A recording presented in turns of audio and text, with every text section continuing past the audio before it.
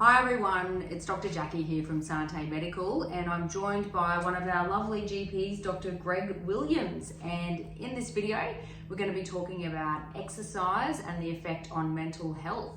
So Greg, tell us, how does exercise impact mental health? So what Jackie and I were talking about before was how do we deal with, what advice do we give to people when they come to us in regards to feeling out of balance with their mental health? And usually that's in regard to excessive worry and the effects that has for them in their lives, whether it leads to insomnia, sometimes eventually to really low mood, hibernation, which is just another word for depression. Yeah. And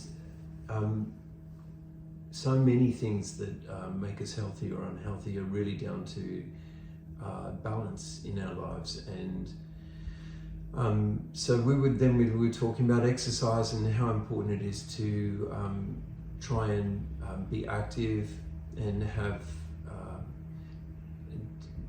balance in our lives. And so sometimes that's limiting exercise. Some people overly indulge in exercise, or it's overly vigorous or strenuous on the body. That can lead to injury problems. We deal with those quite a lot, especially with younger people in their 20s who are all the time stressing and pushing their bodies at the gym.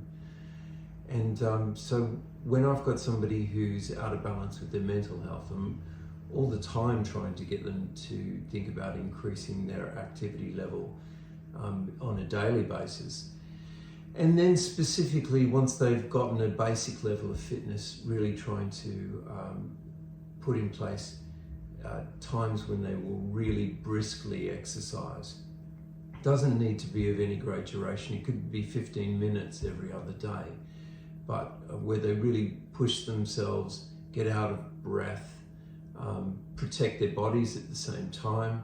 So always trying to advocate to people that they should exercise in natural environments, parkland, certainly places where there's grass and trees and not too many swooping birds.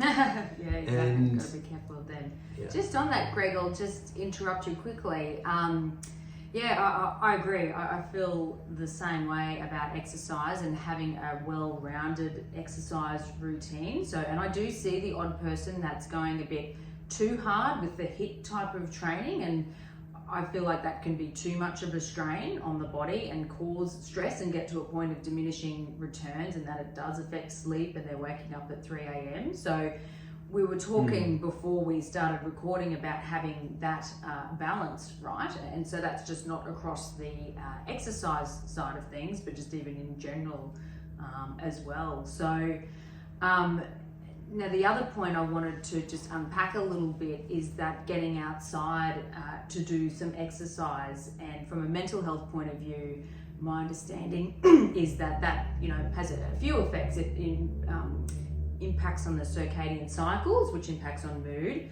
and sleep quality and everything as well. What other benefits are you aware of, Greg, with that exercising outdoors and in nature and that sort of thing? Well, I think it's really important to have time in nature. In our modern lives, especially those of us who are living in the cities, get up in the morning, we're in our houses, we get in cars, travel to work. Once again, it's an internal environment. And we lose contact with the subtleties and the beauty of nature, and also the transient nature of the natural world as well. I mean, there are lots of different things that are important, I think, from a spiritual point of view with being able to have contact with the natural world. And one of those things is just that being in nature, watching the life of the world around you, it diminishes our own internal problems. We can lose ourselves in a breeze or in a beautiful tree.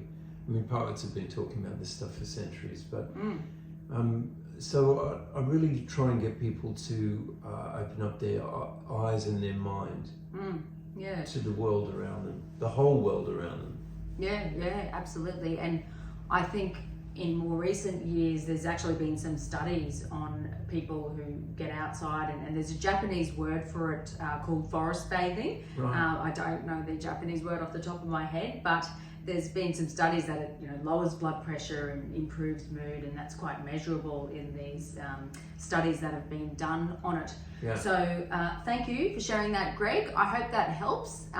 Really helpful, easy strategy, free to do, to get out in nature or to look at trees or fire or just natural things. So we're not always looking at our screens all the time. And if you just try it in little increments initially and then build from there, but trying to set the habit initially and go from there. So thanks again, Greg, and we'll be back again with more tips soon. Okay, bye.